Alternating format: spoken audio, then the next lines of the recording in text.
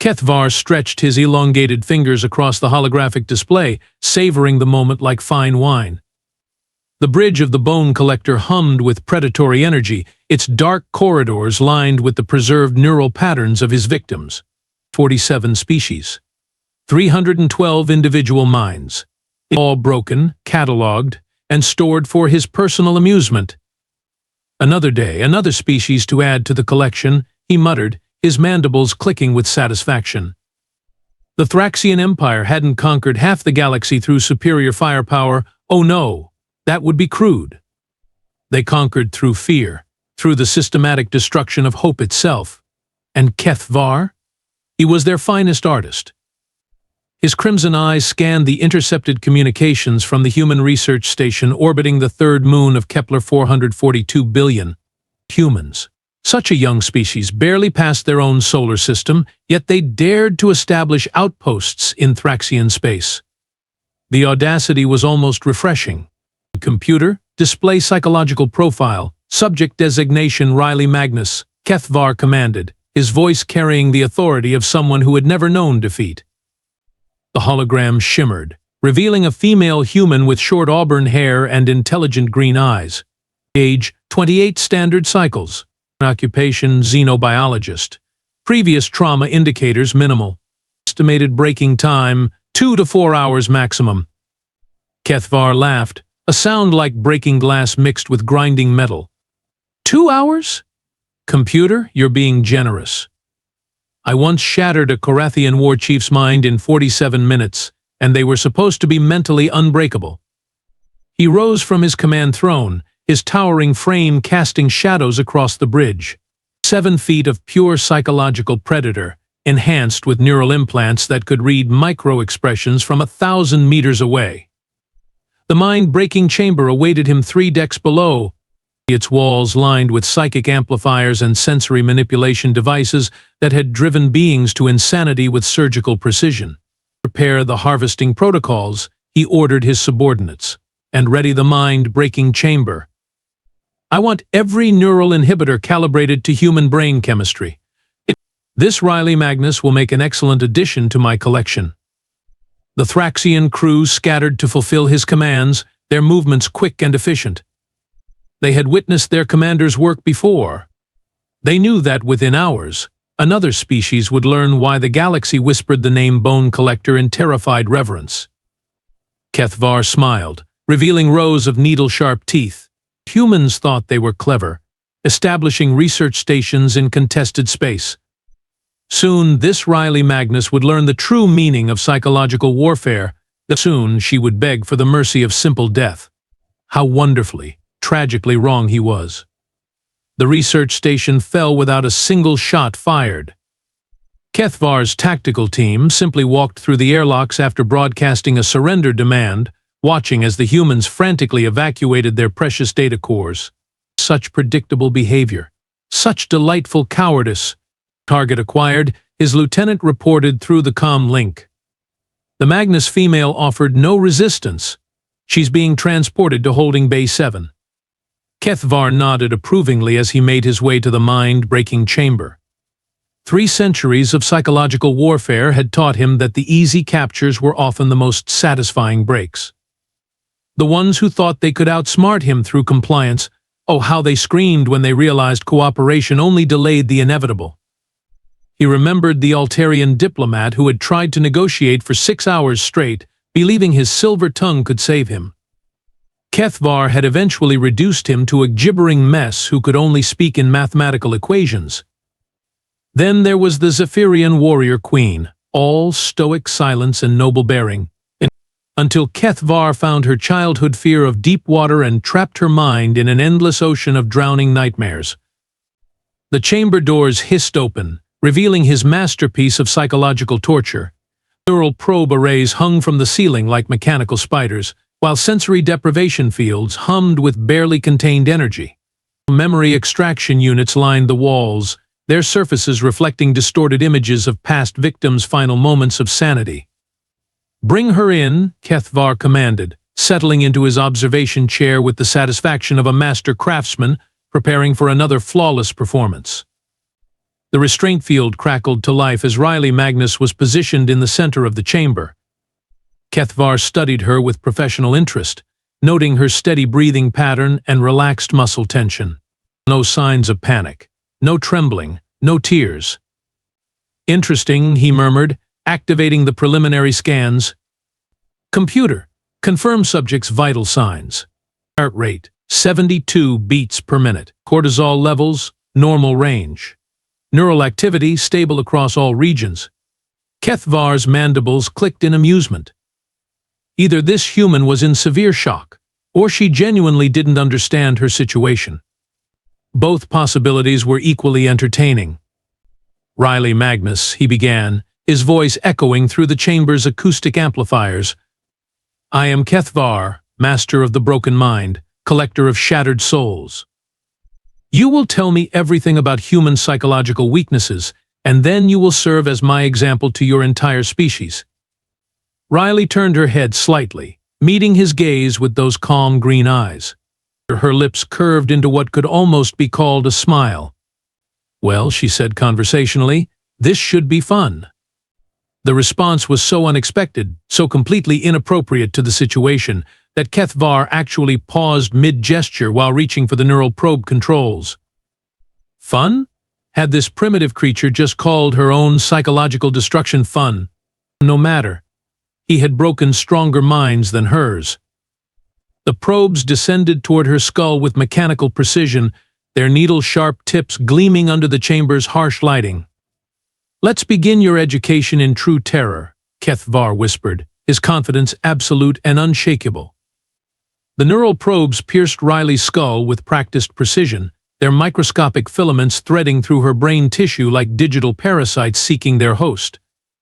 Keth'var initiated the first wave of psychological assault, a cascade of terror-inducing imagery designed to overwhelm the subject's rational mind within minutes.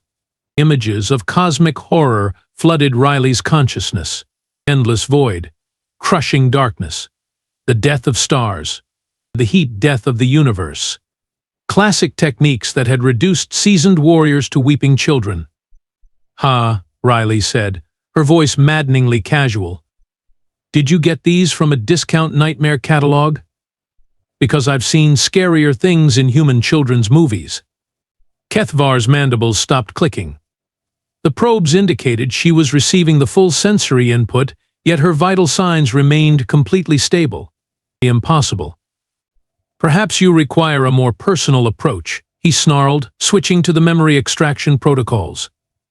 The probes began sifting through her past, seeking traumatic experiences to amplify and weaponize. "Oh, you're going for the childhood trauma angle," Riley observed, as if commenting on a poorly scripted drama. "Let me guess you'll find my deepest fear, magnify it by 1,000, then trap me in an endless loop of psychological torment until my mind snaps like a twig. Am I close?" Silence. Keth'var roared, his composure cracking for the first time in decades. He activated the pain amplifiers, flooding her nervous system with agony that should have rendered her unconscious. Riley winced slightly. "Okay, that one actually stings a bit. But seriously, is this your game? Because I've had root canal procedures that were more psychologically challenging than this amateur hour production." Keth'var's crimson eyes widened in disbelief.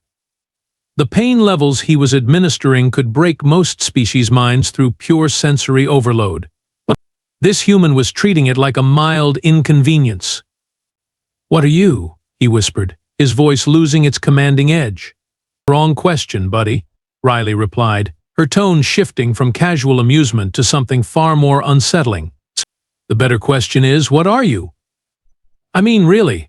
Strip away all the fancy titles and scary reputation, and what's left?"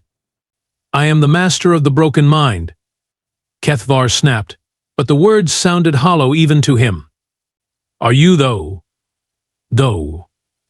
Because from where I'm sitting, which admittedly is strapped to a torture chair with needles in my brain, you seem like someone who's spent so long breaking others that you've forgotten how to build anything, including yourself."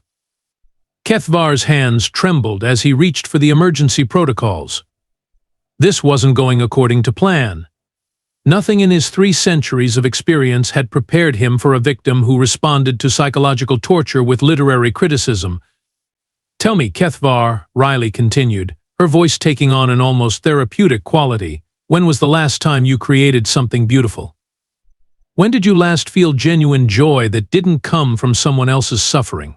"Stop talking," he commanded, but his voice cracked like an adolescent's. "It's fascinating, really. You've built your entire identity around being a predator, but predators in nature serve a purpose. They cull the weak, maintain balance. You're just a cosmic bully with delusions of grandeur and some admittedly impressive technology." The neural readouts were displaying impossible data. Riley's brain patterns showed not distress, but active analysis. She was studying him while he was supposed to be studying her. Somehow, impossibly, she had turned his own mind-breaking chamber into a therapy session. And the most terrifying part? Keth'var found himself wanting to answer her questions. "You know what I find really interesting about your whole setup here?" Riley said, her eyes scanning the chamber's equipment with professional curiosity. "The neural probe placement is actually quite sophisticated, but you're using them all wrong. It's like watching someone try to perform surgery with a sledgehammer." Keth'var frantically adjusted the torture protocols, cycling through terror algorithms that had never failed him before. Each new horror show was met with Riley's increasingly analytical commentary. "Ooh, now we're going with the Lost in Space scenario. Classic existential dread. Let me guess, next you'll try the everyone you love is dead routine, followed by the your life has no meaning finale. You guys really need some new material." "How are you doing this?" Keth'var demanded, his voice rising to an almost hysterical pitch. "The probes show you're experiencing everything. Your brain is processing the terror correctly." Riley chuckled, a sound that somehow managed to be more chilling than any scream Keth'var had ever extracted. "Oh, I'm feeling it all right. It's just that human brains are funny things. We process fear differently than your previous subjects. See, when you've spent years treating soldiers with combat trauma, torture survivors, and victims of psychological warfare, you develop some interesting coping mechanisms." Keth'var's mandibles went completely still. "Treating soldiers?" "Surprise," Riley said with mock cheerfulness. "Dr. Riley Magnus, combat psychologist, Human Defense Corps. Specialization in hostile interrogation resistance and psychological warfare countermeasures. Those research station credentials. Clever cover identity. I was actually studying Thraxian psychological attack patterns when you so helpfully provided me with a first-hand demonstration." The chamber's temperature seemed to drop several degrees. Keth'var stared at his supposed victim with growing horror as the implications sank in. "You've been taking notes," he whispered. "Give the alien a prize. Your entire torture routine is textbook psychological manipulation. But it's designed for species that process fear the way you do. Humans? We're weird. We can laugh at horror movies while eating dinner. We make jokes during surgery. We sing songs while our cities burn. Our brains literally rewire themselves to cope with trauma in ways that would drive your previous victims insane." Riley's voice took on a clinical tone that made Keth'var's skin crawl. "For instance, right now you're exhibiting classic signs of cognitive dissonance. Your worldview is being challenged by data that doesn't fit your established patterns. Heart rate elevated, stress hormones spiking, muscle tension increasing. Tell me, Keth'var, when was the last time you felt genuinely afraid?" "I don't feel fear," he snapped, but his voice betrayed him with its tremor. "Of course you do. Every predator does. It's what keeps you alive. But you've been so busy being the scary monster that you've forgotten what it feels like to be prey. And right now, my friend, you are absolutely, completely, undeniably prey." Keth'var backed away from the control console as if it had become radioactive. This wasn't happening. This couldn't be happening. He was the master here. He was in control. "See, here's the thing about humans," Riley continued, her restraints somehow seeming less like bonds and more like a mere inconvenience. "We don't just survive psychological warfare. We weaponize it. Every technique you've used on me, I've taught people how to resist it. Every fear you've tried to instill, I've helped others overcome worse. And every single method in your playbook, I know 3 different ways to turn it against you. The neural readouts were now showing something that defied every law of psychological predation Keth'var understood. Riley's brain patterns weren't those of a victim. They were those of a hunter actively stalking its prey. So here's my question for you, Keth'var, Riley said, her voice dropping to a whisper that somehow filled the entire chamber. You've spent 3 centuries breaking minds, but has anyone ever tried to fix yours? Keth'var realized, with dawning terror, that he had locked himself in a chamber with something far more dangerous than he had ever imagined. Not a victim, not prey, just a professional. The first sign that Keth'var's nightmare was just beginning came when Riley's left shoulder dislocated with a wet pop. Instead of screaming, she smiled.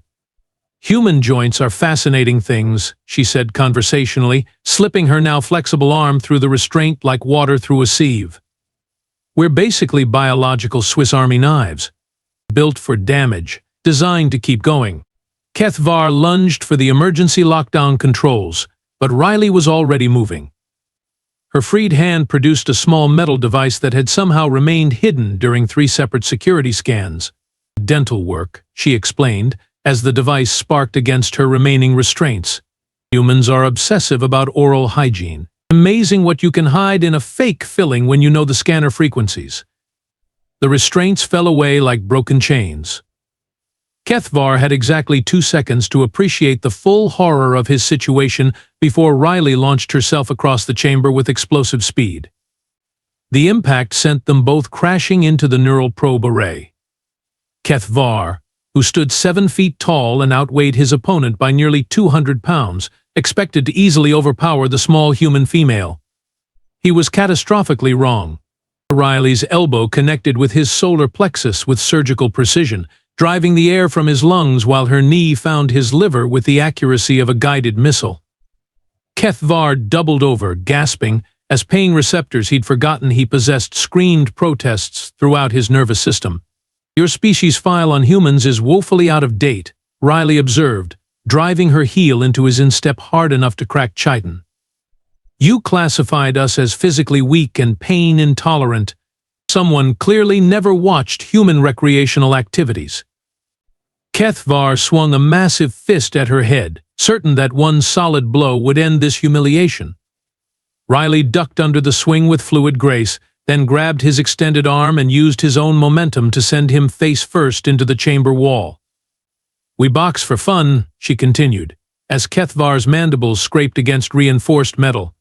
We run marathons until our feet bleed. We lift weights until our muscles tear, then do it again the next day. Pain isn't our weakness, it's our entertainment. Desperate, Keth'var spun around and caught Riley in a crushing bear hug, his powerful arms constricting around her ribcage. He squeezed with enough force to crack most species' spines, expecting to hear the satisfying snap of breaking bones. Instead, Riley headbutted him in the face with enough force to shatter his upper mandible. Humans have the hardest skulls in known space, she said pleasantly, blood streaming from a gash on her forehead that she seemed to barely notice. Evolution is wonderful, isn't it? Keth'var staggered backward, green ichor flowing from his broken facial features. The pain was unlike anything he'd experienced in centuries of comfortable predation. But worse than the physical agony was the growing realization that every assumption his species had made about humans was lethally incorrect. Riley advanced on him with the measured pace of an apex predator. Her left arm hung useless at her side, her face was covered in blood, and she moved with the slight limp of someone fighting through significant injury. She should have been incapacitated. Instead, she looked more dangerous than ever. The really funny thing, she said, systematically backing him into a corner, is that I'm actually injured pretty badly right now. Dislocated shoulder, probable concussion, at least 2 cracked ribs. A Thraxian would be unconscious. A human? We call this Tuesday. She feinted left, then drove her good shoulder into his midsection with enough force to lift his feet off the ground. They crashed into the memory extraction unit, its delicate components sparking and smoking around them. "Rib number 3, she announced cheerfully, as something in Keth'var's torso snapped with an audible crack. "Want to guess how many you have left?" Keth'var tried to rake her with his claws, but Riley caught his wrist and twisted with practiced efficiency. The joint popped, then bent in a direction nature never intended. "Rib number 4. And 5. Oh, that was a nice crunch." "Please," Keth'var gasped, the word escaping his lips before his pride could stop it. "Please stop." Riley paused, her bloodied face tilting slightly as if considering his request. For a moment, Keth'var dared to hope that human compassion might save him. Then she smiled, and he realized that human compassion had nothing to do with mercy. "You know what the best part about human biology is?" she asked, grabbing his throat with her good hand. "We're persistence hunters. We don't give up, ever. We chase our prey for days, weeks, years if necessary. And right now you're not just my prey." Her grip tightened, cutting off his air supply. "You're my professional development." Riley released Keth'var's throat and watched him collapse to the chamber floor, gasping and broken. With clinical efficiency, she began examining the neural probe equipment that had been designed to break her mind. "You know what I love about Thraxian technology?" she mused, hopping her dislocated shoulder back into place with a casual grunt. "It's so beautifully bilateral. These probes can extract memories, but they can also implant them. They can cause psychological trauma, but they can also reveal it." Keth'var tried to crawl toward the chamber door, leaving a trail of green ichor across the polished floor. Riley caught his ankle with her good hand and dragged him back with surprising strength. "Oh no, we're not done yet. See, you made a fundamental error in your species' approach to humans. You assumed we were just another prey species to be broken. But humans don't just survive trauma. We study it, we understand it, we weaponize it." She knelt beside him, adjusting the neural probes with the practiced hands of someone who understood the equipment better than its creators. "These are going to hurt, but not in the way you're used to. Physical pain is easy. Psychological revelation? That's the real torture." The probes descended toward Keth'var's skull with mechanical precision. He tried to resist, but his injured body refused to obey his commands. "Please," he whispered again, the word tasting foreign and bitter in his mouth. "I am Keth'var, master of the broken mind. I have conquered 300 species." "Have you, though?" Riley asked, her voice taking on the gentle, probing tone of a therapist. "Or have you just been running away from something for 3 centuries?" The probes pierced his skull, and suddenly Keth'var was 7 years old again, cowering in his family's breeding chamber while older Thraxians mocked his undersized frame and weak mandibles. The memory hit him like a physical blow, dragging up shame he thought he'd buried under centuries of conquest. "There it is," Riley said softly. The scared little boy who decided that if he couldn't be loved, he'd make everyone else afraid instead. Classic psychology textbook material. "Stop," Keth'var sobbed, the word breaking apart in his throat. "Please stop." "See, this is where human empathy becomes really dangerous," Riley continued, her fingers dancing across the probe controls with surgical precision. "I can feel your pain right now. I understand it. I know exactly how that scared child felt when the older ones called him weak and worthless."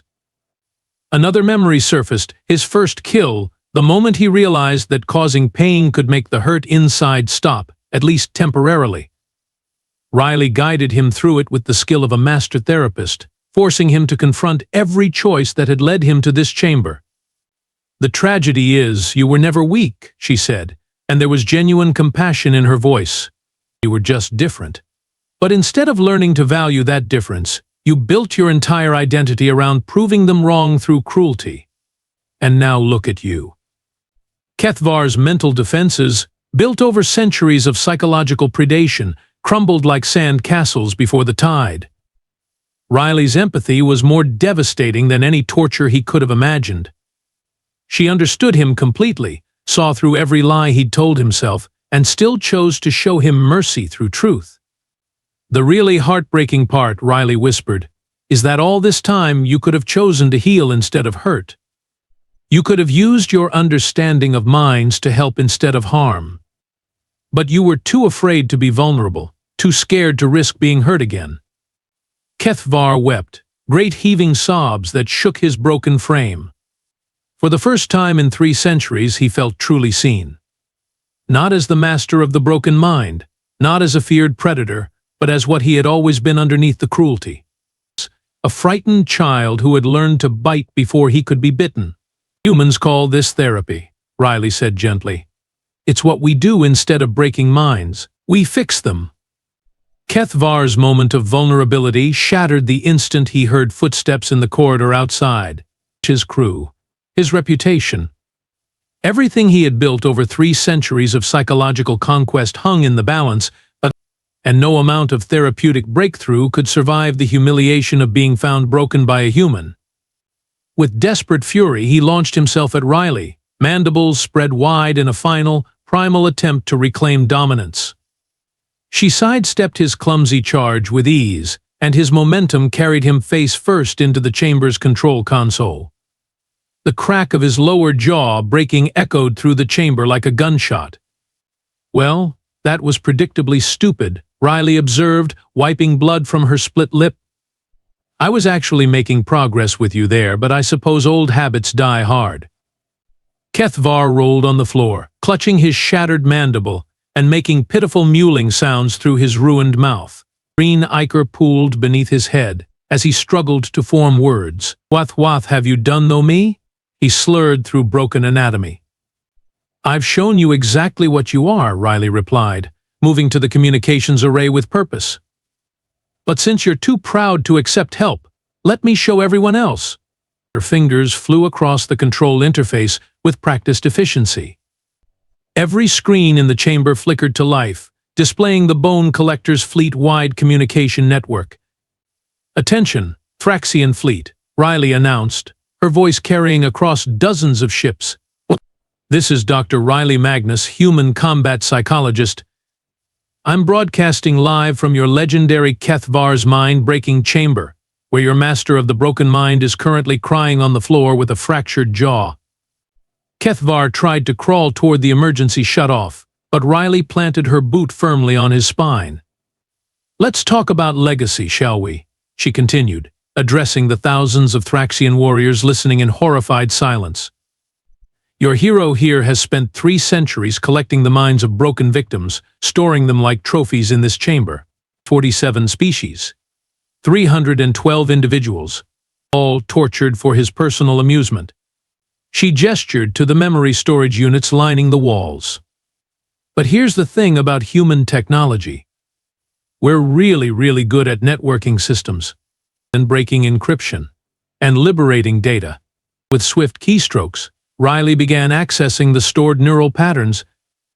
One by one, the chamber's walls lit up with the faces of Keth'var's victims, their consciousness patterns streaming back to their homeworlds in massive data bursts.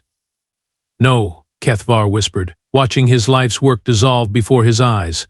My collection. My legacy. Your victims, Riley corrected coldly. And now they're free. Every single mind you broke is being restored to their families, their governments, their people. They'll remember what you did to them. They'll remember how easily you fell. The communications array crackled with incoming transmissions from across the Thraxian fleet. Voices shouting in confusion, demanding explanations, calling for immediate tactical withdrawal. Here's what your great master discovered today, Riley announced to the fleet. Humans aren't just another species to be conquered. We're the species that conquers back. We take your worst nightmares and turn them into training exercises. We weaponize empathy. We heal minds faster than you can break them. Keth'var stared at the screens showing his former victims' faces as they awakened in distant worlds, their restored memories carrying the truth of his defeat across the galaxy. But the really devastating part, Riley continued, her voice growing softer and somehow more terrible, is that we could have been friends. Humans don't hold grudges against those who seek redemption. We help broken people heal. We forgive those who ask for forgiveness. She knelt beside Keth'var's broken form, her voice now audible only to him and the fleet listening in stunned silence. You could have chosen therapy over torture, healing over hurting. But you were too afraid to be vulnerable, too proud to admit weakness. And now your entire species knows exactly what kind of predator you really are. Keth'var closed his eyes, feeling the weight of 3 centuries crushing down upon him. His legacy wasn't one of fear and dominance. It was one of a frightened child who had grown into a broken adult, unable to heal himself or others. The Thraxian Empire had built its reputation on psychological superiority. In a single hour, one human had reduced that reputation to rubble. The bone collector shuddered as escape pods began jettisoning from its hull like fleeing parasites. Through the chamber's external monitors, Keth'var watched his own crew abandon ship, their loyalty evaporating the moment they witnessed their legendary commander reduced to a broken shell by a single human. Impressive response time, Riley noted, monitoring the ship's systems with casual expertise. 17 minutes from complete psychological dominance to total crew mutiny. That might be a new record. She had accessed the ship's central computer using Keth'var's own biometric data, extracted while he lay unconscious from pain and shame. His security codes, his command protocols, his personal files, everything that made him master of this vessel now belonged to the human who had systematically dismantled his existence. How? Keth'var managed to whisper through his shattered jaw. How did you know my access codes? Riley tapped her temple, where dried blood marked the entry points of his own neural probes. You really should read the fine print on your equipment manuals. Those probes work both ways. While you were trying to break my mind, I was downloading yours. 3 centuries of memories, techniques, fears, and yes, security protocols. Thanks for the education. The communication array crackled to life with an incoming transmission. Human military frequencies. Riley smiled as familiar voices filled the chamber. This is Admiral Chen of the Human Defense Corps, 3rd Fleet. We've received your signal, Dr. Magnus. Are you secure? Perfectly secure, Admiral, Riley replied, stepping over Keth'var's prone form to reach the transmitter. I've got a Thraxian command vessel under full control, complete crew manifest, and enough intelligence data to revolutionize our understanding of their psychological warfare capabilities. Understood. We're moving to intercept. ETA. 47 minutes.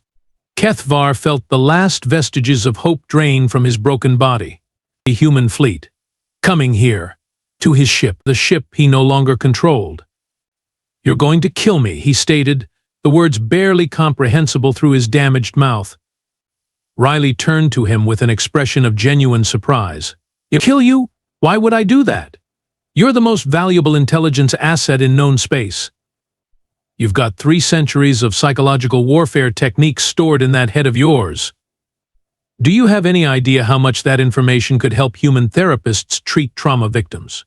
She knelt beside him again, but this time her posture was that of a doctor examining a patient, not a predator savoring victory. I'm going to give you a choice, Keth'var. The same choice I give all my patients. You can learn, or you can stay broken. You can choose to heal, to maybe find some way to make amends for 3 centuries of cruelty, or you can spend whatever time you have left wallowing in self-pity and shame. Keth'var stared at her with growing horror. This wasn't mercy. This was something far more terrifying. This was hope. Why? He asked. Why would you help me after everything I've done? Riley's expression softened slightly. Because that's what humans do. We don't just survive monsters. We try to cure them. It's probably going to get us killed someday, but it's also why we're going to inherit the galaxy. The truth of her words hit Keth'var like a physical blow. Humans weren't just resilient. They weren't just unpredictable. They were optimistic. They believed in redemption, in second chances, in the possibility that even the worst monsters could be healed. It was the most terrifying psychological weapon imaginable. Your species, he whispered, understanding flooding through him like ice water. You're not prey. You're not even predators. You're healers who hunt. Riley nodded approvingly. Now you're getting it. We don't just want to defeat our enemies. We want to cure them. We want to fix what's broken in them and turn them into allies. It's probably the most aggressively optimistic survival strategy in galactic history. With trembling claws, Keth'var reached for the communication console. Riley didn't stop him as he activated the emergency command frequency that connected directly to Thraxian High Command. "This is Keth'var," he transmitted, his broken voice carrying across space to the heart of the Thraxian Empire. "Master of the Broken Mind, I am issuing an immediate priority alpha command to all Thraxian forces." He paused, meeting Riley's compassionate gaze one last time before sealing his species' fate. "Abort all human operations immediately. Do not engage. Do not approach. Do not underestimate. The humans are not what we believed them to be." Another pause, as 3 centuries of certainty crumbled into dust. "They are what we should have been." The transmission ended. The bone collector drifted silent through space, its legendary master finally understanding that in a galaxy full of predators, the most dangerous species of all was the one that refused to give up on anyone, even their enemies. Especially their enemies.